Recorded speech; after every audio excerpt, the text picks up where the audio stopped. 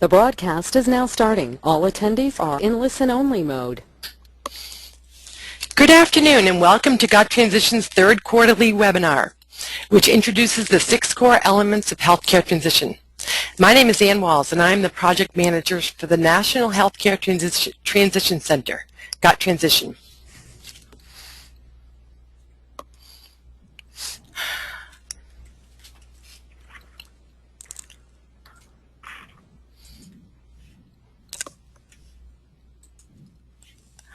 Our national center is funded by a cooperative agreement between the U.S. Maternal and Child Health Bureau and the Center for Medical Home Improvement, God Transition's home base.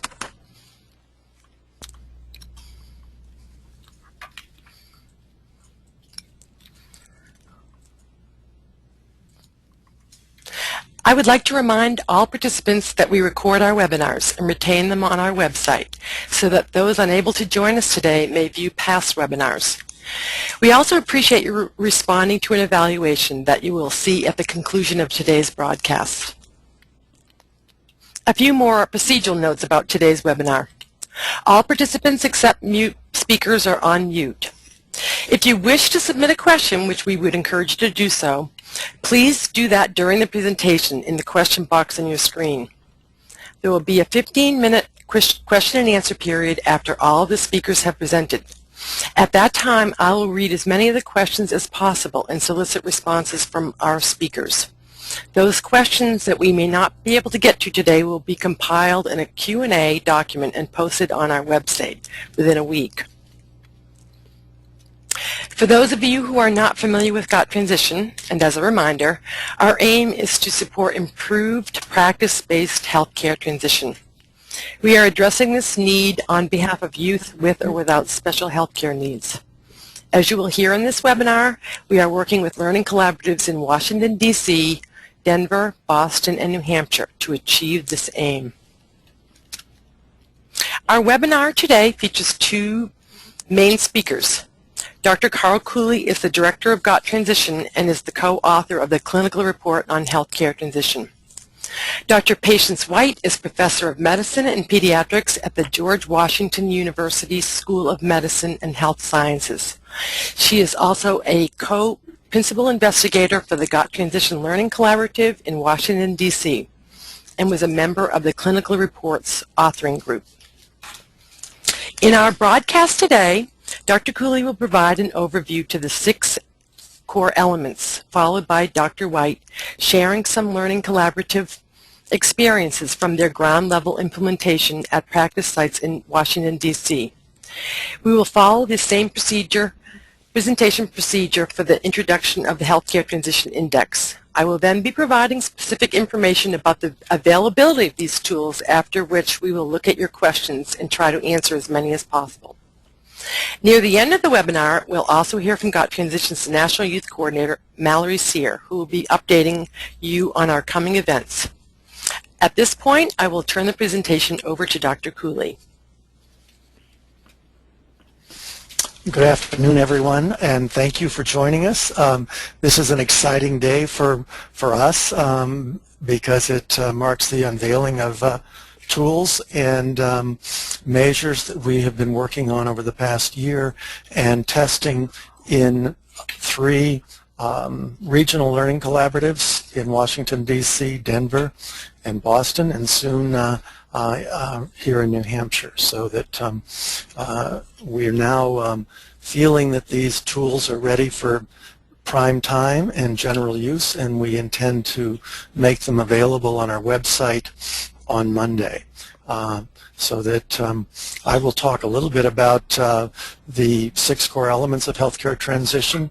In learning collaborative jargon, this constitutes a change package, which is basically a roadmap and a set of tools for implementing the aim of the learning collaborative.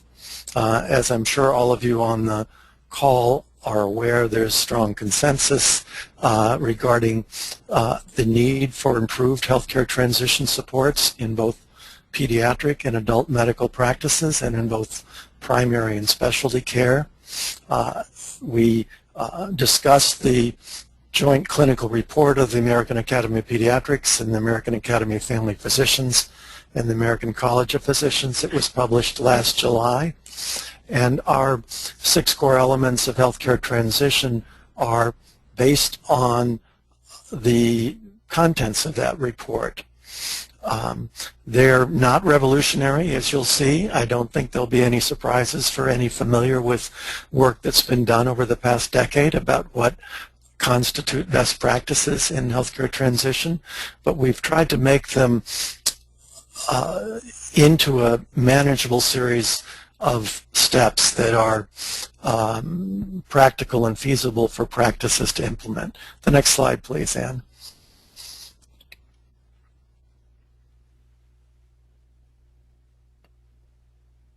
The 6 core elements involve 6 steps, and to some degree they're sequential chronologically, but all are crucial for both primary and specialty care practices to have transition services and supports that families and youth and young adults need.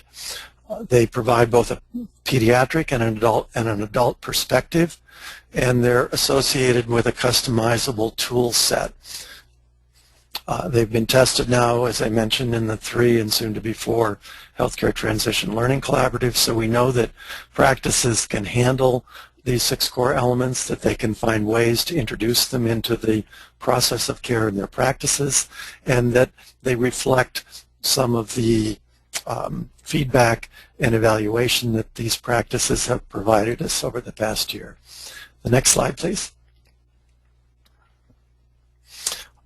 These are, in summary, the 6 core elements.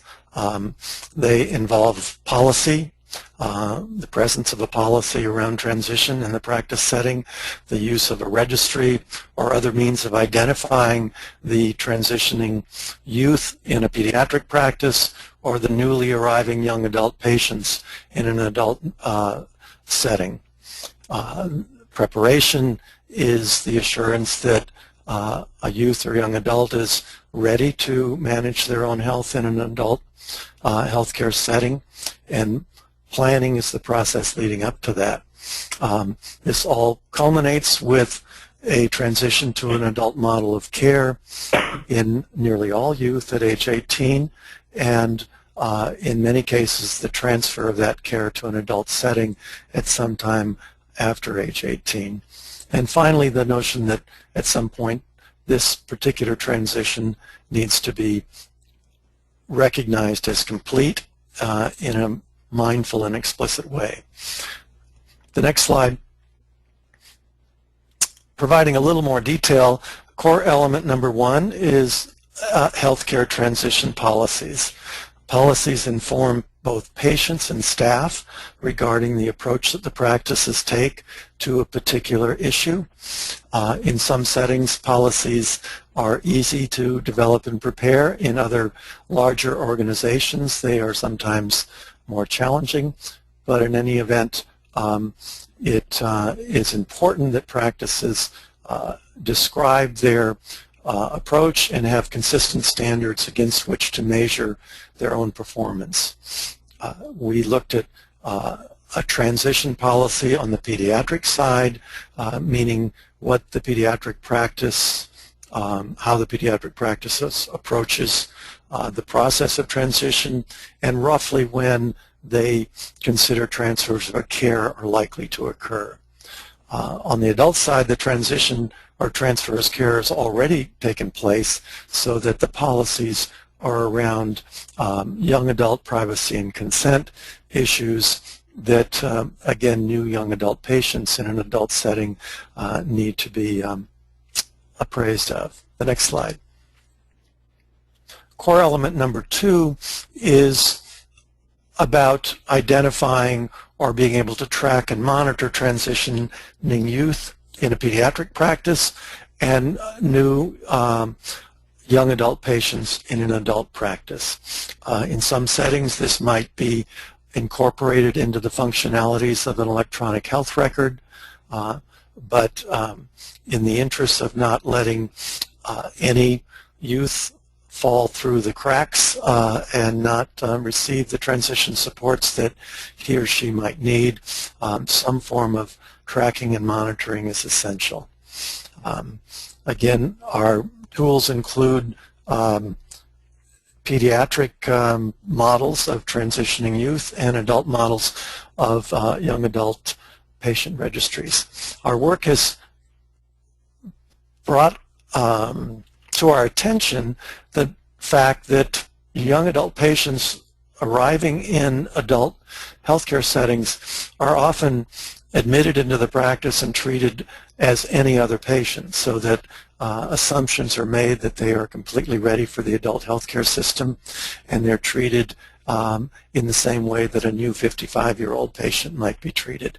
And in the adult settings that we're working with in the collaboratives, thinking of this as a different approach has become part of the process. Next slide. Transition preparation will be familiar to many of you who have been involved in transition readiness assessments and worked on developing tools in this regard. But this is a process of assessing and responding to the readiness for adult health care and for one's own self-management. On the pediatric side, this is recommended as beginning at age 14 at least, and involves an iterative process of repeatedly addressing gaps in knowledge and skills, rechecking readiness at each visit, and addressing areas that have not yet been addressed. On the adult side, there's a need to continue to track transition readiness. It is likely that in many cases this process will not have completed itself before a transfer of care occurs, or that the young adult who's now in charge of his or her own health will continue to need to develop some skills in the use of the adult healthcare system. It also involves the orientation of young adults to the adult model of care, which Dr. White will talk about briefly in a few minutes. The next slide. Core element number 4 is the planning element, and it is the notion that a process of planning for transition needs to begin at around age 14 and continue through the transfer of care and into the incorporation of a young adult into an adult healthcare setting. Basic tools for planning include the Healthcare Transition Action Plan, a portable medical summary. In some cases of youth with chronic conditions, an emergency care plan may be appropriate. There's a process during the planning of identifying specifically the adult primary and specialty care settings that might, to which the youth is considering transferring. And both pediatric and adult settings need to continue to address needs and set transition goals with the youth and young adult and with the family during this phase. Next slide.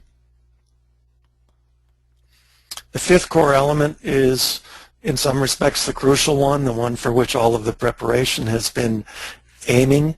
It's also the moment of highest risk that a young adult will be lost to the healthcare system after perhaps years of care in a pediatric setting.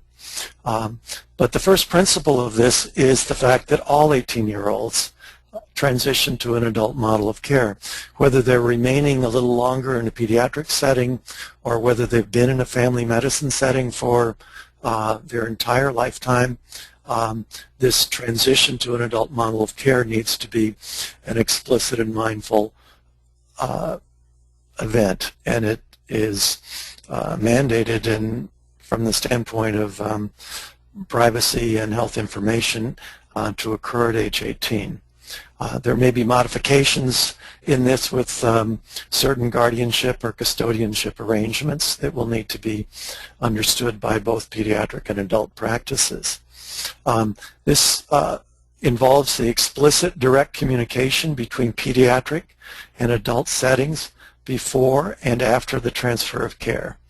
Our toolkit for this includes transfer of care checklists for both the pediatric and adult side, as well as the concept of developing a transition package of the information that is going to be needed by the new adult providers. The next slide. Finally, core element number 6 is just the acknowledgement that the process of transition has been completed, but it's providing that that acknowledgement is an explicit exchange of communication between adult and pediatric teams as well as the youth and family. And this may include a period in which there's a plan for ongoing communication and consultation between adult and pediatric care teams, particularly where chronic conditions of childhood onset with which the adult providers may be somewhat less familiar are part of the picture. There needs to be some form of agreement among pediatric and adult providers and the young adult that this transition process has been completed or that closure has occurred.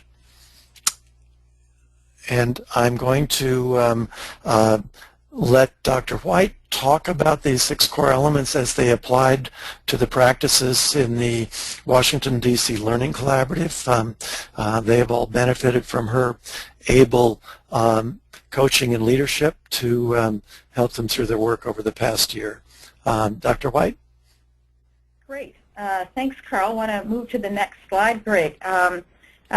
It's a pleasure to talk about the DC Learning Collaborative. It's been an exciting 10 months. And as you can see here, the DC Learning Collaborative is made up of 5 major centers. Now, they all represent very large practices and the major institutions within the District of Columbia. You have the Howard University team, the family practice team.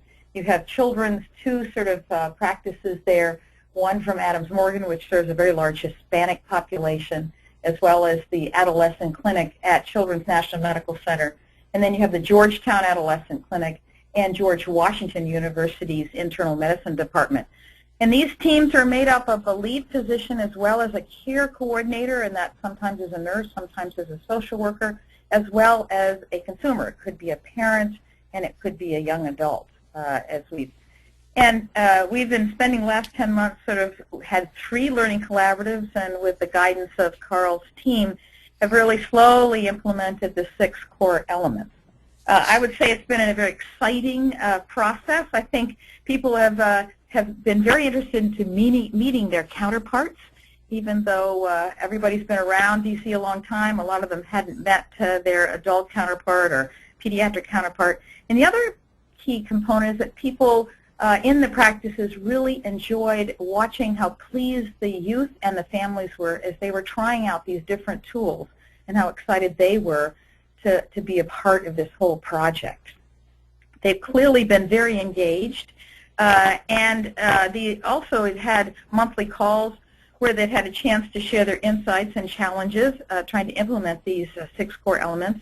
Each of the practices are a slightly different stage. Some have implemented more of the elements than others, but they're all going at their own pace and then getting together and comparing notes. I think all of them felt the first one was absolutely key. Developing that policy really made everybody in the whole environment focus on this as an issue and how it was going to move forward, and getting everybody on the same page. And when you're talking about getting large institutions like Children's National Medical Center or the Department of Medicine at George Washington, this has taken some time, and it's been exciting. I'll give you an example of the Georgetown policy, if you want to go to the next slide.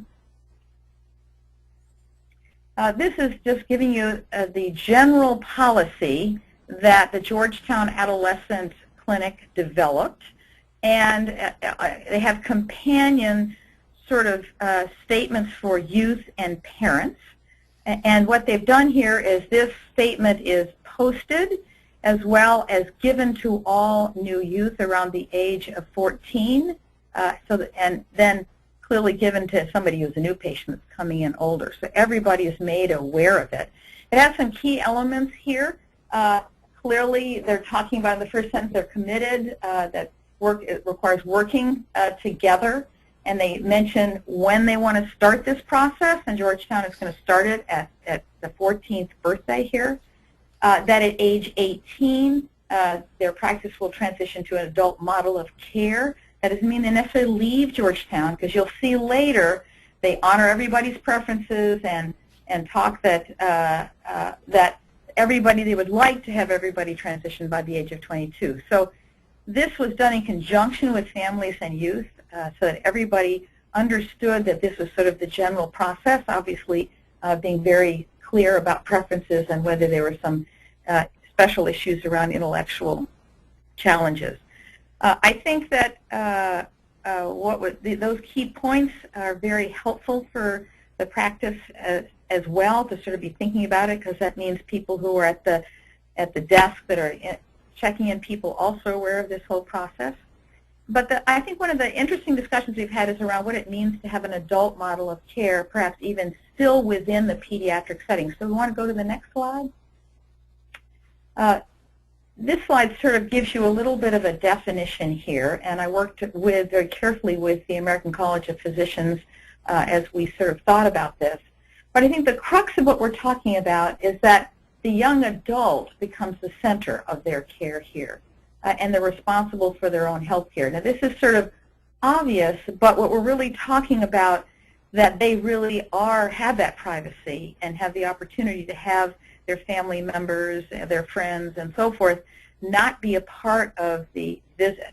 Now, clearly, they just have to sign information that people can be a part of it.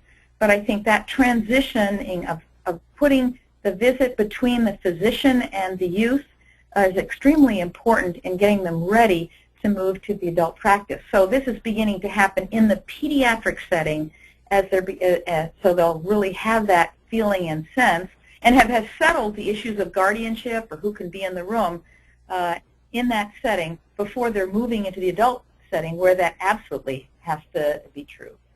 And as you can see, there are policies and procedures that the adult side very much wants to be sure that they pay attention to the youth needs. So I'll turn it back to you, Carl.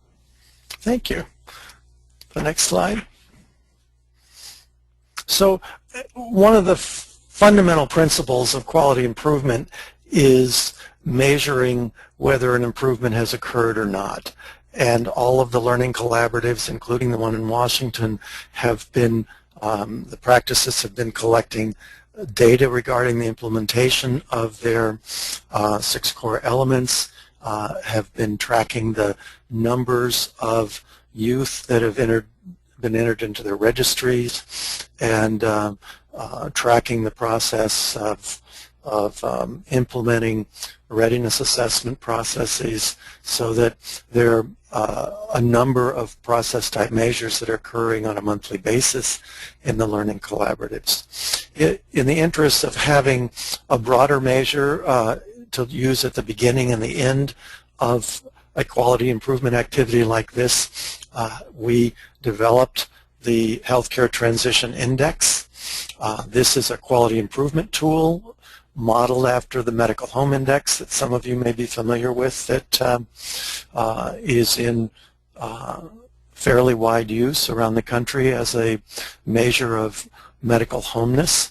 Every medical home needs to address healthcare transition effectively, but there's only one indicator among the 25 on the Medical Home Index related to transition. So we felt that a somewhat more robust measure was needed. This tool is a self-assessment. It's designed for a practice team or several members of a practice team to evaluate their own performance and to look at it across the practice as opposed to from one provider to another. The index produces numerical scores on 6 indicators. The 6 indicators align to some degree with the 6 core elements, though not precisely.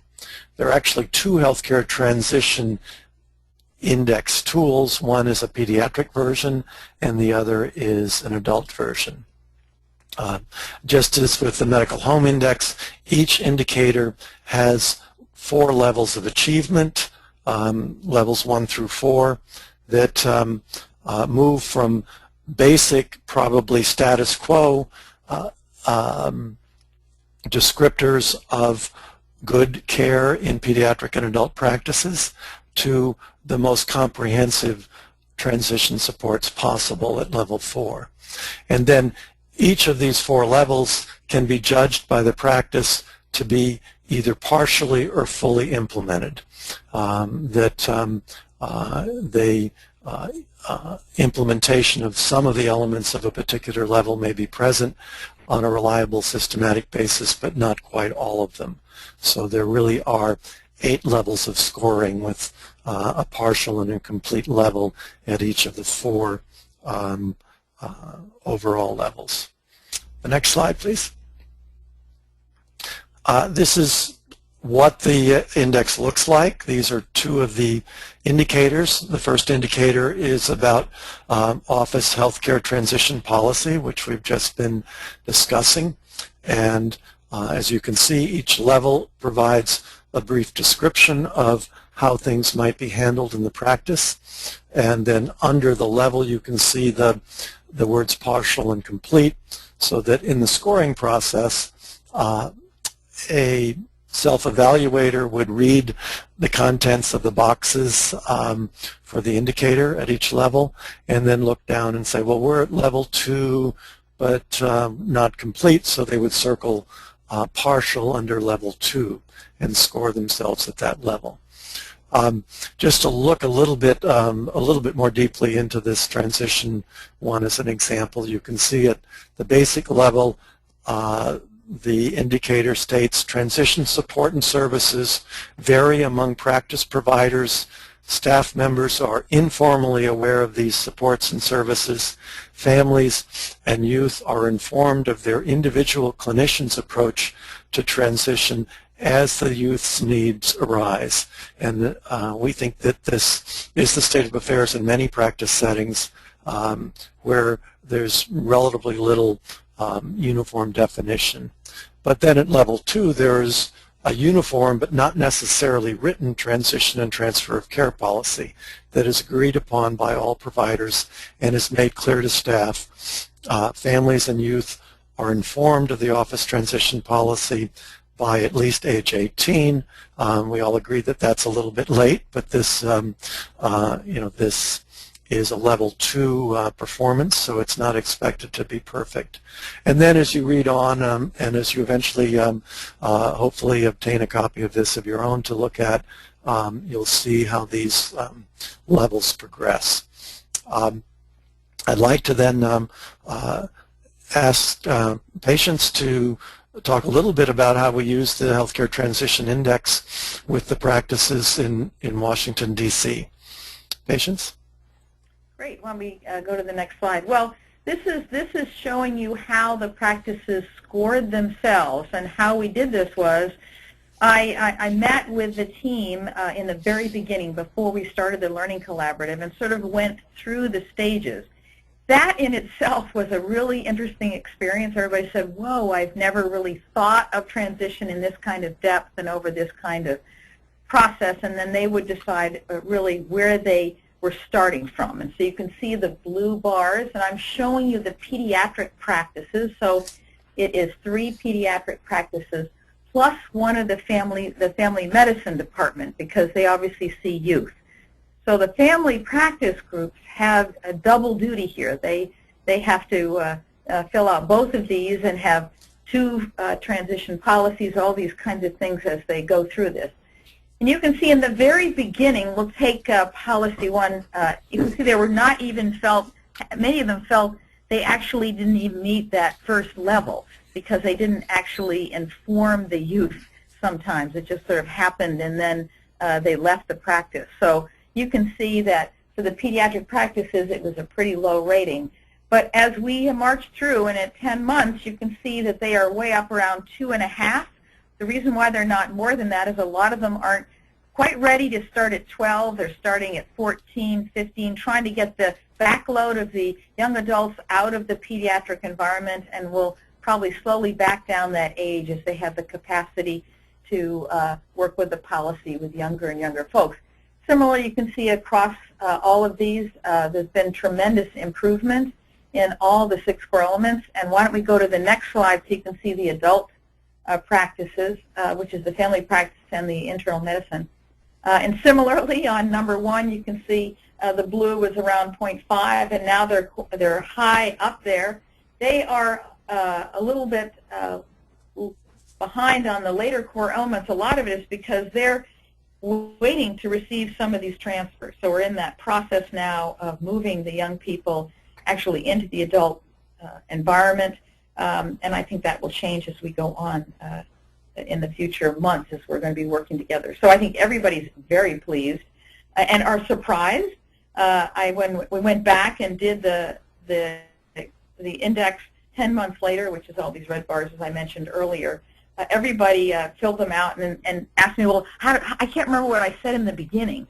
So when I showed this in our last Learning Collaborative, people were really excited, and I've gotten several emails since that they didn't realize they had made that much progress. So I think it's a good way to give feedback, one, to see the breadth of a particular element from where a lot of practices are today and where you would like to be as you're completely going to meet that particular index.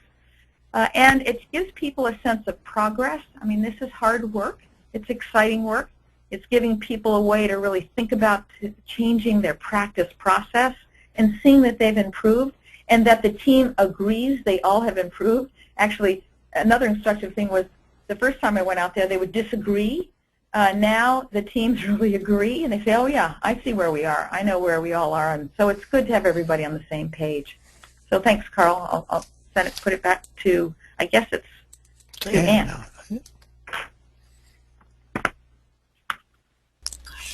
Thanks, Patience. As Carl mentioned earlier, the 6 core elements and tools and the Healthcare Transition Index will be available in a PDF by this Monday, November 21st at 4 p.m. from our website. Their availability will be featured on the home page where a link will take you to downloadable PDF documents. If you wish to have the 6 core elements in a version so as to customize them for your practice use, you may complete a form on the site requesting that these be sent to you in a Microsoft file. At that time, you'll also be asked if we might contact you within 6 months of that time so that we might benefit from your practice's assessment of their use. While this is voluntary, GOT Transition really appreciates the opportunities to further document evaluation of these materials. So at this point, I am going to urge our participants to submit questions to us based on what you've heard or about healthcare transition and GOT transition in general. We have some questions that have been submitted. But again, I would urge people to send in more.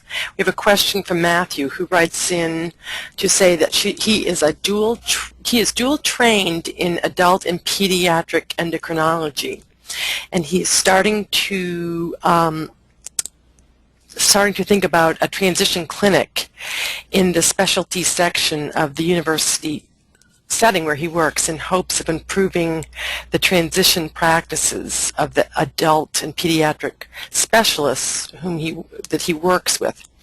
He is wondering if there's any advice for someone with his unique training on designing the clinic or contributing in other ways to in the improvement of transitional care. So I'll put that to you, Carl. And yeah, and let me comment first. First, a kind of general comment about the 6 core elements in the Healthcare Transition Index. Our intention in putting it out for general use is connected to the hope and expectation that it will be used, that it's a package of tools that that settings like like the person asking the question are working in, that the tools will be available in a e-fillable PDF format eventually that allow hyperlinks to from the 6 core elements to the tools. So there should be some aspects of this that make them relatively easy to use in individual practice settings, individual clinics, or in larger quality improvement activities in networks of practices. We intend, as I mentioned, to use these tools in a 4th Learning Collaborative with a group of practices here in New Hampshire starting in January, and we also are connecting with 4 additional projects that have shovel-ready quality improvement activities around healthcare transition about to begin, who have agreed to use the 6 core elements and use the Healthcare Transition Index. So we're trying to accumulate some experience with this, and we would welcome and encourage those of you who are involved in practice level improvement to do so. Now, where the pediatric and adult endocrinology setting is concerned, I would recommend looking first at these 6 core elements as soon as they're available on Monday, and also looking carefully at the pediatric and adult healthcare transition indices, because as patients mentioned, there's a level of descriptive detail that I think would inform some of your thinking about the endocrinology transition clinic. And if you want to be in touch with us at the God Transition National Center by either email or probably email's the easiest, we'd be happy to try to help you think about this a little bit more. We believe that these 6 core elements can be applied equally well in both specialty settings and primary care settings. Most of our work is in the primary care environment, but we do have some specialty clinics participating in some of the learning collaboratives. Thanks, Carl. I'm pleased. Now, I'd love to make a comment here. Sure. The person who sent in the question is really in a wonderfully unique position, as is our family medicine colleagues. I'm a pediatric and adult rheumatologist, so I know where this question is coming from.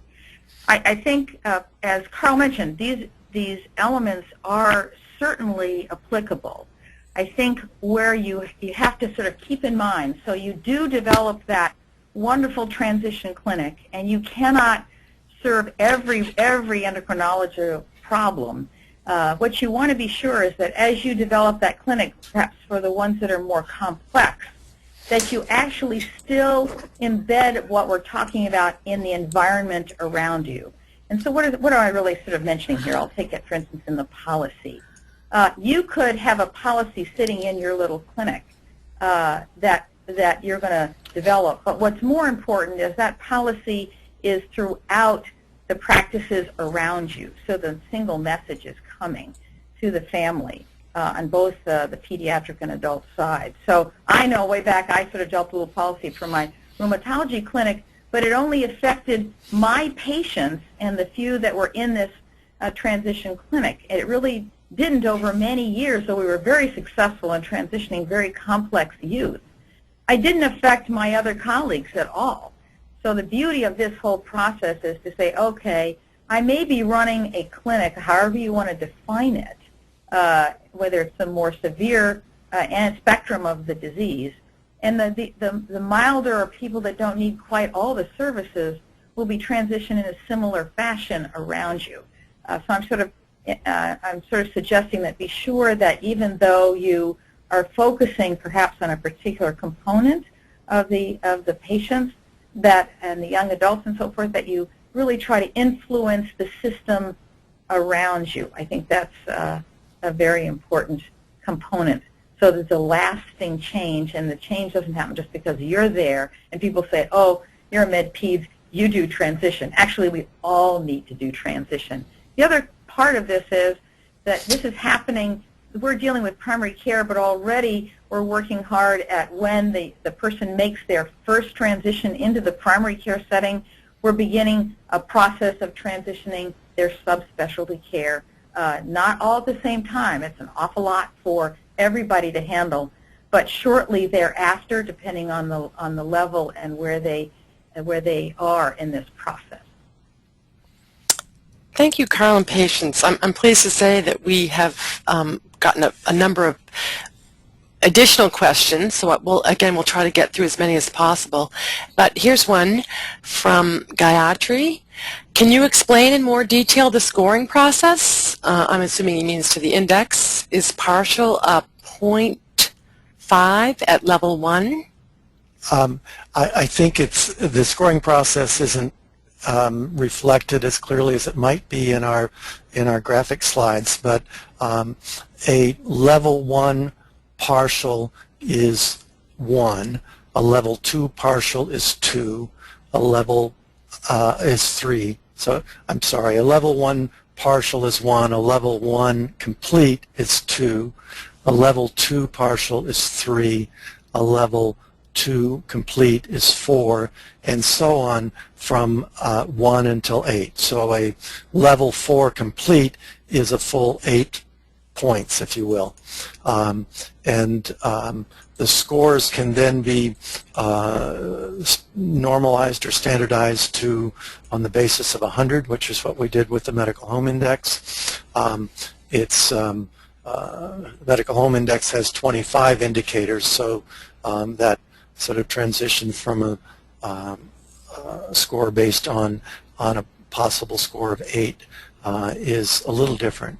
But so the scoring would be translated into a set of numbers on each indicator where a practice can achieve anywhere from 1 to 8 on each indicator. Right, Carl, that's just confusing because the way we set it up in the slide that we sent is that it's just did it from 1 to 4, so 0.5 right. would be the equivalent of your 1. So we're all talking about the same thing. It's just cut in half in the way that it was graphically presented in this particular webinar. Ken? Thank you. And Judy sends a number of really thought-provoking questions. I will take them one at a time. Have you found that this goes smoother when the adult practice is part of the same healthcare system? For example, share same medical record or EHR, assuming the patient transitions within the same system. I think that I'll just say briefly that I think multi-site quality improvement generally goes more easily with settings or practices that are in the same network or system, and even more so when they're under the same roof. We've done some medical home projects with practices that had a transition element where the transfer of care culminated in physically walking the patient across the hall from the pediatric practice to the adult primary care practice. And I think in those settings, and certainly if they're sharing the same electronic health record, there are a lot of elements that are smoothed out. But I think at the same time, as Patience mentioned, this kind of process improvement, even focusing just on the subject of transition, is difficult because people are working in systems that are already fully designed to do what they already do, and to change that is always a challenge. Patients, do have something to add, thinking about the practices? Yeah, no, I think what you said is absolutely true. We have examples of all this, and I'll throw in another example. For instance, we're working very closely with the DC Medicaid system, and they have a record on all these youth that are in that system. So besides having a single system between a pediatric and adult, it's also helpful when you have a record that's living with the youth through the insurance system. I think that the challenge here is, you're right, having one medical record EMR is wonderful, but actually getting these tools and processes into the EMR is one that we're all striving to do, and is probably at the top of the list of all of these. so that you can actually, if you have the readiness assessment, right now, if it's not in a place that people know where it is and not just scanned into another document, it's going to be important. So yes, it's always easier when you have an EMR that is with the youth and can travel with them. But in reality, that's not going to be true for a large number of the youth. Thanks a lot. And some of the more questions from Judy. What are some of the challenges that you might anticipate with solo practices and connecting to adult practices? Well, this is a challenge, and again, change like this is a challenge for solo practices because, for one thing, it's hard for a solo practitioner to devote time to a quality improvement effort like this when time it means time away from seeing patients and the generation of income for his or her business. In addition, solo practices may have more limited resources staff-wise for someone to be involved in the coordination of the transition process. There may not be someone identified as a care coordinator.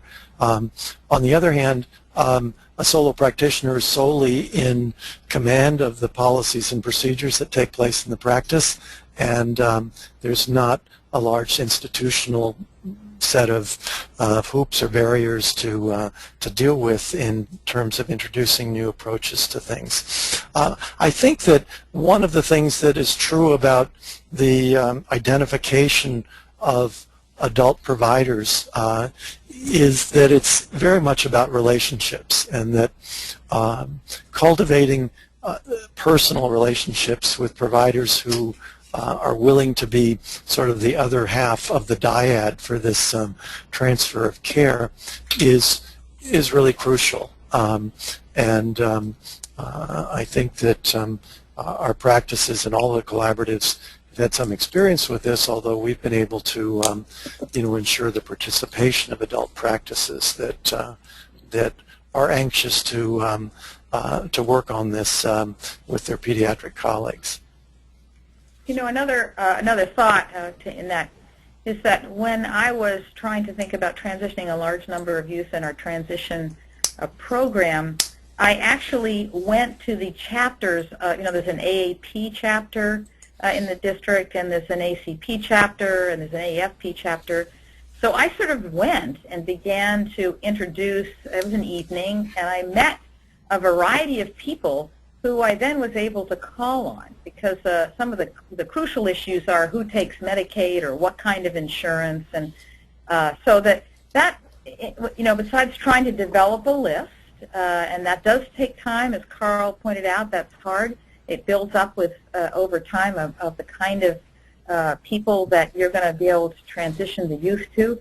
But a quick way, in a sense, is going to one of these local professional society meetings and beginning to meet people. And often you meet one and they introduce you to others, and that's over about 2 or 3 years. I got a list of about 15 or 20 adult practices that would take some of these very complex kids with special health care needs from children's into the adult environment. Thank you. Here's the last of the really thoughtful questions from Judy. Do the tools need to be adapted in these different settings? The tools are, again, as I said at the outset, there's nothing revolutionary, and to some degree the tools represent work that perhaps people on this call have been doing over the past decade. So that readiness assessment, the readiness assessment tool had its origins in Healthy and Ready to Work, and others have used it with modifications. The tools are intended to be generically useful in a large variety of settings. We see it as a basic tool set that aligns with the 6 core elements as we've described them. We've tried to have just a single tool or two for each core element, because sometimes practices in a quality improvement setting say, yeah, just show me the tool that works. Don't show me 10 tools where I have to wade through and figure it out. So, there may be other tools out there that settings working on transition planning would choose instead of what's packed with our 6 core elements, and that certainly is fine. We also intend for these to be customizable, so the message that users can obtain a Microsoft Word or Microsoft Excel document instead of a PDF file if they intend to or need to be able to modify or change the tool for their local use, or if there's a setting that wants to brand market. These are not proprietary tools. They are intended to improve care everywhere, and so we hope they get used as widely as possible. I just want to add here that in our experience is that each of the practices took a look at, we'll take as an example the readiness tool, and most of them are using the generic ideas, but for instance at the Hispanic clinic they had to change some of the words in the translation to make it make sense for their particular practice population. And in the subspecialty arena, they have added extra questions, particularly around the management that the youth has to learn how to do as they are getting older. So they were customized, but the general intent is there. They're really very close. I sort of sat down and looked across all 5 of them one evening and found that fundamentally they're all very close, but they have just tweaked it here or there, and I think also it made the feeling of the practices, the 4 or 5 physicians or the team had a chance to look at it and understand the kinds of things that youth need to do and feel comfortable that that's the direction that they wanted to take the transition readiness process, skills, and knowledge forward. So I totally agree with Carl. They have changed them a little bit, but not a lot, and often added more questions around subspecialty issues. And some of the changes, I would add, occur in the quality improvement process. So they'll try out the tool with a few patients and realize that in their setting it needs to be modified in a certain way, or it's better if it's handled by the front desk instead of by the nurse, or some aspect of the process has proved to be result in a modification of either the way they handle the tool or of the tool itself. So some of the improvements in the tools or changes occurred over time. Eventually, I think that we would like to have sort of in the background a larger library of the various versions of these tools as they were used in the different learning collaboratives. I think that might be of interest to some, but on the other hand, when you're running a quality improvement process, or even more so when you're participating as a practice, it's easier to get started and get going without being overwhelmed by a lot of tool choices. So I think we have time for one more question.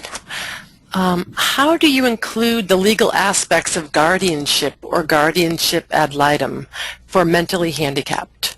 That question from Victoria. That's a really important question, and it actually was one of the early hot topics identified by the practices in DC, which led to we have monthly conference calls in addition to the 3 face-to-face learning sessions over the course of 10 months. And one of our relatively early monthly conference calls included an expert on guardianship talking with the practices. It is identified as an issue in that transition to an adult model of care. Guardianship arrangements need to be certainly understood, planned for in advance, and we talked a little bit about that on the pediatric side. They need to be understood prior to the transfer of care, and the receiving practice on an adult in an adult setting needs to have full information about who is responsible, who has guardianship, and for what. Patience, do you want to comment about our incorporation of this into the DC Collaborative? You point out exactly. It came up very early, and what we did is identify a local resource, so that we actually had the people from the local resource that help families understand and take them through the process come on a call and speak to all the physicians, so they heard about the issues and how to think about it and what really guardianship is and isn't. I think that's a very important piece. I think the other sort of aha moment between all the practices was that really this needs to be settled before age 18. It's a very different process before 18 than the day they turn 18. And trying to think about it very early and work with families about it was something that everybody went, oh boy, I didn't realize, one, that I needed to do it, and then it takes time for everybody to work out what's the best process for the young adult. So I think that it was absolutely something that came up very early, and getting everybody to think about it together and know the local resource that they could call and refer families to was very, very helpful when they were thinking about, what do? I don't know what to do, because that's what families usually say. And Patience, I would add that all of this work, including the 6 core elements and the tools associated with it, are anchored to the clinical report that was published last July and the algorithm that it contains, which is a very ground level description of what needs to take place. And it has narrative sections that deal with the issue of chronic condition management and children with special health care needs, and at least introductory level to the importance of the guardianship issue. We tried to keep our tool, again, as simple as but number 4 needs to certainly Anne? Okay, thank you. And I think at this point we will stop the questions so that we can hear from Mallory. But I want to thank everyone for submitting questions. And again, we will compile all of them along with answers. And I just want to note that they also help inform us to hear what's on people's minds and to plan future webinar topics. So again, thank you. And at this point, I'm going to turn it over to Mallory so she can talk about some of the upcoming gut transition events that we have scheduled. Thank you so much, Anne, and I just want to thank everybody for tuning in. We've had an amazing turnout for this webinar, and I would hope to see the same amount of people tune in to our Gut Transition radio series that is happening every month. Our next episode is on November 30th at 3 o'clock Eastern Time. You can register for that just like you did for this webinar on our website, gottransition.org. And you can also tune in to past broadcasts that have already aired under the About Us broadcast section. The link is right there. Another cool thing is these are also available on iTunes, so if you download podcasts ever, you can access them that way, and you'll be notified every time there's a new episode uploaded. So our next episode is part 2 of a 2-part series about managing healthcare transition while going to college, and some of the lessons that I learned from my personal experience. And the really great thing about this radio show that I'm loving is that we're able to take questions and have a dialogue during the episode, so that your questions and your input and feedback can kind of guide what we may talk about in future episodes. So please register for that. Feel free to check out our Facebook page and our website for all kinds of more information about that. And if you have any questions, you can contact us that way as well. And I also I just want to announce that our next webinar, the topic is to be announced, will be on February 8th at 2 o'clock p.m., just like this one. So we hope to see you then, and we hope to see you on future episodes of Got Transition Radio. And thank you so much for tuning in, and I'll turn it back to Anne. Thanks so much, Mel. This concludes our webinar. On behalf of Got Transition, we thank you so much for participating. We would again appreciate your completing an evaluation, which will come up automatically as you close the webinar. We welcome your question and answers, and I've provided my email address here, as well as the URL to our website. So again, we appreciate everyone's participation.